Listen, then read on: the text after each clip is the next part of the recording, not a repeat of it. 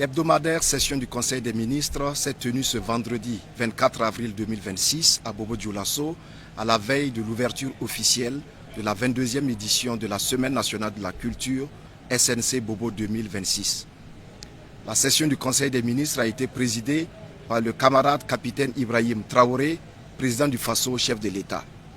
Le Conseil a examiné plusieurs dossiers inscrits à son ordre du jour, examiné des rapports, entendu des communications orales et pris d'importantes décisions pour la bonne marche de la nation et pour le plein épanouissement des Burkinabés, conformément à la vision de la révolution progressiste populaire.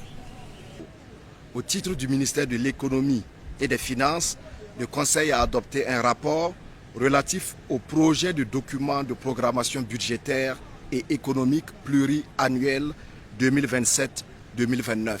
Pour plus d'informations, j'invite ici le docteur Aboubakar Nakanabo. Le Conseil des ministres du jour a adopté les documents de programmation budgétaire et économique pluriannuel 2027-2029. Il s'agit d'un document de programmation qui permet de faire en sorte que nous puissions avoir une programmation budgétaire sur 3 ans.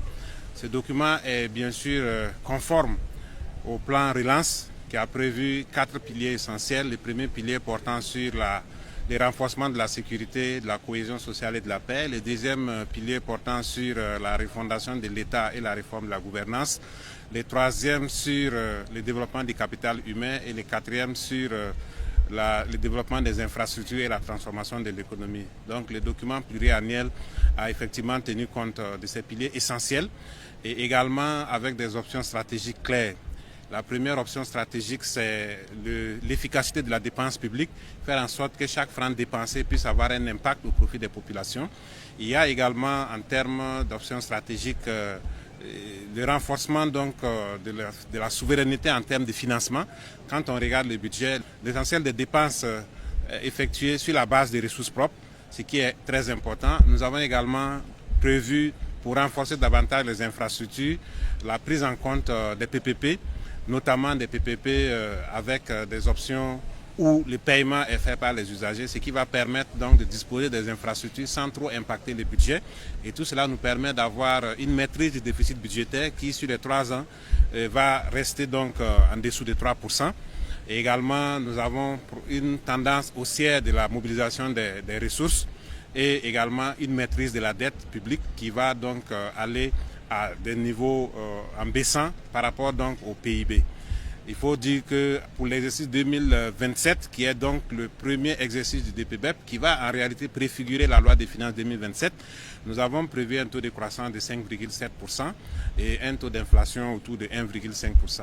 Naturellement, avec la crise au Moyen-Orient, il y a des répercussions qui peuvent donc impacter ces programmations parce que les hypothèses de départ que nous avons utilisées n'avaient pas tenu compte de cette situation de crise. Vous savez bien que la crise va impacter le coût du pétrole, ça va impacter le coût de l'or, ça va impacter le coût du coton, le coût des engrais, qui sont quand même des grandeurs très importantes pour notre programmation. Nous avons également fait un travail de recherche de l'impact de cette crise sur notre programmation. Et effectivement, il ressort que la crise va impacter la programmation. Donc, on va forcément procéder à des réorganisations pour faire en sorte que l'impact de la crise soit mieux maîtrisé et que nous puissions maintenir une croissance robuste, une inflation maîtrisée, mais surtout la réalisation d'infrastructures de développement au profit des populations.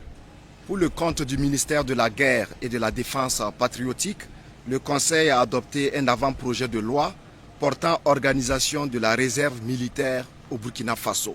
Pour plus d'informations, j'invite ici le général de division Célestin Saint-Poré. Dans un contexte international, sous-régional, marqué par des crises latentes, des mutations profondes de l'environnement sécuritaire et géopolitique,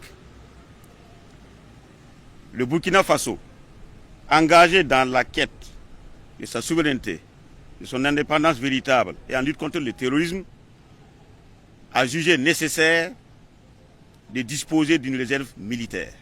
Dans un contexte de révolution progressiste populaire qui appelle donc à la défense patriotique, tous les citoyens en âge de se battre, de défendre la patrie ou de participer dans une quelconque crise humanitaire et autres sera formé et appelé aux besoins dans la dite réserve. En l'absence donc d'un cadre juridique spécifique encadrant la réserve militaire, le gouvernement soumet un avant-projet de loi portant organisation de la réserve militaire en vue de structurer un dispositif national de mobilisation complémentaire.